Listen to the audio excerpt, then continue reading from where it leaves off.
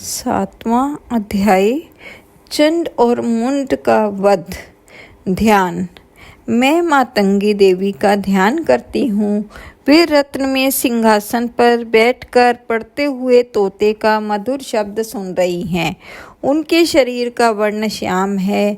वे अपना एक पैर कमल पर रखे हुए हैं और मस्तक पर अर्थ चंद्र धारण करती हैं तथा कलहार पुष्पों की माला धारण किए वीणा बजाती हैं। उनके अंग में कसी हुई चोली शोभा पा रही है। वे लाल रंग की साड़ी पहने हाथ में शंख में पात्र लिए हुए हैं। उनके बदन पर मधु का हल्का हल्का प्रभाव जान पड़ता है और ललाट में बेंदी शोभा पा रही है। ऋषि कहते हैं, तदंतर शुंभ की आज्ञा पाकर वे चंड मुंड आदि दैत्य चतुरंगिनी सेना के साथ अशस्त्रों से सुसज्जित हो चल दिए। फिर गिरिराज हिमालय के स्वर्ण में ऊंचे शिखर पर पहुंचकर उन्होंने सिंह पर बैठी हुई देवी को देखा। वे मंद मंद मुस्कुरा रही थी। उन्हें देखकर दैत्य लोग तत्परता से पकड़ने का उद्योग करने लगे। किसी ने धनुष तान लिया, किसी ने तलवार संभाली और कुछ लोग देवी के पास आकर खड़े हो गए। तब अंबिका ने उन शत्रुओं के प्रति बड़ा क्रोध किया। उस समय क्रोध के कारण उनका मुख काला पड़ गया, ललाट में भौहें टेढ़ी हो गई और वहां से तुरंत विकराल मुखी काली प्रकट हुई, जो तलवार और पाश लिए हुए थी। वे विचित्र खंडवाक धारण किए और चीते के चर्म की साड़ी पहने नरमुंडों की माला से विभूषित थी। उसके शरीर का मांस सूख गया था, केवल हड्डियों का ढांचा था, जिससे वे अत्यंत भयंकर जान पड़ती थी।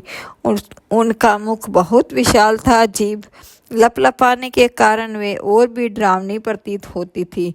उनकी आंखें भीतर को धसी हुई और कुछ लाल थी। वे अपने भयंकर गर्जना से संपूर्ण दिशाओं को गुंजा रही थी। बड़े बड़े दैत्यों का वध करती हुई वे कालिका देवी बड़े वेग से दैत्यों की उस सेना पर टूट पड़ी और उनको सबको भक्षण करने लगी। वे पाशर्व रक्षकों, अंकुशधारी महावतों, योद्धाओं और घंटा सहित कितने ही हाथियों को एक ही हाथ से पकड़कर मुंह में डाल लेती थी। इसी प्रकार घोड़े, रथ और सारथी के साथ रथी सैनिकों को मुंह में चबा डालकर वे उन्हें बड़े भयानक रूप से चबा डालती थी। किसी के बाल पकड़ लेती, किसी का गला दबा देती, किसी को पैरों से कुचल डालती और किसी की छाती धक्के से गिराकर मार डालती थी। वे असुरों के छोड़े हुए बड़े बड़े अस्त्र शस्त्र मुंह में पकड़ लेती और रोष में भरकर उनको दांतों से पीस डालती थी। काली ने बलवान एवं दुरात्मा दैत्यों की वह सारी सेना खा डाली और कितनों को मार भगाया। कोई तलवार के घाट उतारे गए, कोई खड़वांग से पीटे गए और कितने ही असुर दांतों के अग्रभाग से कुचले जाकर मृत्यु को प्राप्त हुए। इस प्रकार देवी ने असुरों की उस सारी सेना को क्षण भर में मार गिराया।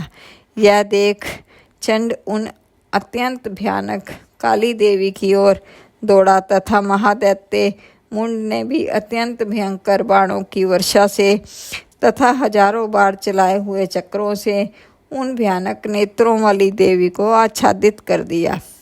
वे अनेकों चक्र देवी के मुख में समाते हुए ऐसे जान पड़े मानो सूर्य के बहुतेरे मंडल बादलों के उदर में प्रवेश कर रहे हों। तब भयंकर गर्जना करने वाली काली ने अत्यंत रोष में भरकर विकट अट्टहास किया। उस समय उनके विकराल बदन के भीतर कठिनता से देखे जा सकने वाले दांतों की प्रभा से वे अत्यंत उज्जवल दिखाई देती थी। देवी ने बहुत बड़ी तलवार हाथ में ले हुम शब्द का उच्चारण करके चंड पर धावा किया और उसके केश पकड़कर उसी तलवार से उसका मस्तक काट डाला। चंड को मारा गया देखकर मुंड भी देवी की ओर दौड़ा। तब देवी ने रोष में भरकर उसे भी तलवार से घायल करके धरती पर सुला दिया। महापराक्रमी चंड और मुंड को मारा गया देख मरने से बची हुई बाकी सेना भय से व्याकुल हो चारों ओर भाग गई। तदंतर काली ने चंड और मुंड का मस्तक हाथ में ले चंडिका के पास जाकर प्रचंड अट्टहास करते हुए कहा, देवी, मैंने चंड और मुंड नामक इन 2 महापशुओं को तुम्हें भेंट किया है। अब युद्ध यज्ञ में तुम शुंभ और निशुंभ का स्वयं ही वध करना।